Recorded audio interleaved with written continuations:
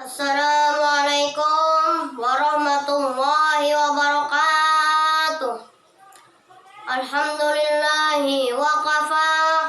Wassalatu wassalamu ala rasulihil mustafa Sayyidina Muhammadin wa ala alihi wa sahbihi ahli sidki wal wafa, amma ba'du.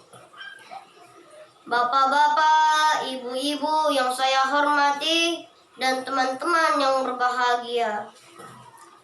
Syariat Islam yang kita jalankan ini akan mengantarkan kita kepada keselamatan, kebahagiaan, kebenaran, kesehatan, bahkan kecerdasan. Karena itu, amalkanlah syariat ini agar kalian berbahagia dunia maupun akhirat. Salah satu syariat Islam yang harus kita amalkan dengan sebaik-baiknya adalah taat kepada orang tua. Sebagaimana orang tua menginginkan kita sebagai anaknya yang soleh, pintar, dan sukses. Kalau bahasa Al-Qur'annya adalah qurratu ain. Sebagaimana doa yang sering dibaca adalah Rabbana hablana min azwajina wa zurriyatina qurrata a'yun waj'alna lil muttaqina imama. Artinya adalah, wahai Tuhan kami, jadikanlah pasangan dan keturunan kami menjadi penyejuk mata, dan jadikanlah kami sebagai pemimpin bagi orang-orang yang bertakwa. Di dalam Al-Quran maupun hadis, orang tua sangat penting dan mulia. Misalnya di dalam surat Al-Isra ayat 23. Bismillahirrahmanirrahim. Wa qada rabbuka alla ta'budu illa iyyahu wa bil walidaini ihsana. Imma yablughanna 'indakal kibara ahaduhuma aw kilahuma fala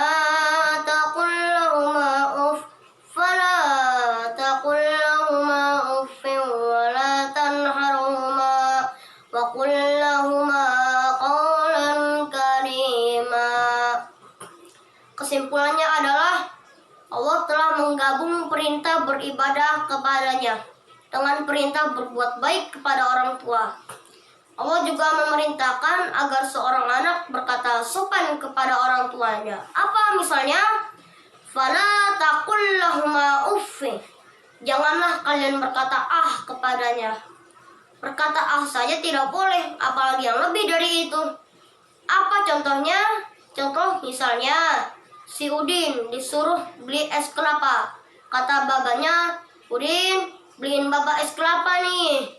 Terus si Udin bilang, kagak, bodo amat. Terus babanya si Udin sakit hati.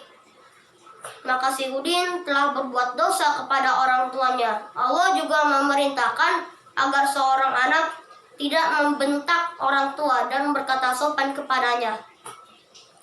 Sedangkan di dalam hadis, Rasulullah SAW pernah ditanya oleh sahabat. Kata sahabat, wahai Rasulullah, amal apa saja yang paling afdol? Kemudian Rasulullah pun menjawab, as-salatu ala waktiha, salat pada waktunya. Yang kedua, birrul walidaini, berbakti kepada orang tua. Yang ketiga, terakhir, al-jihadu fi sabilillah, berjihad atau berjuang di jalan Allah.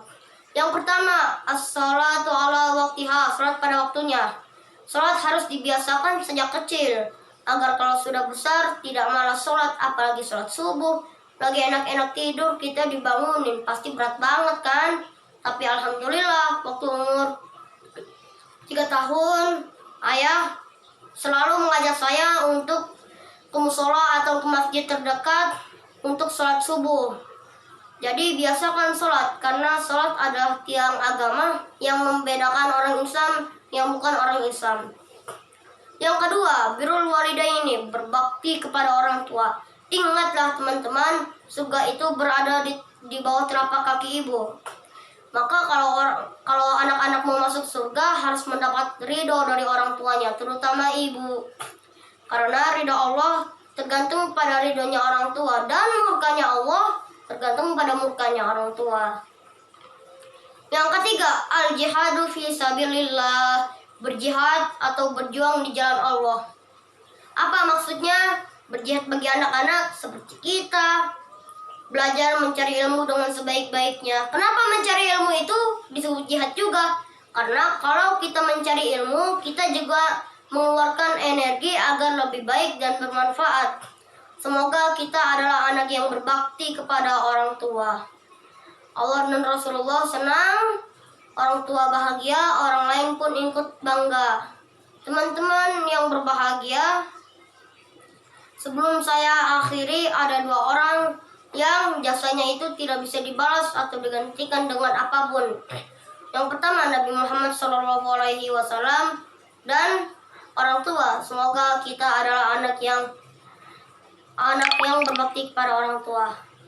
Amin ya rabbal alamin. Wallahu muwaffiq ila aqwamit thoriq. Wassalamualaikum warahmatullahi wabarakatuh.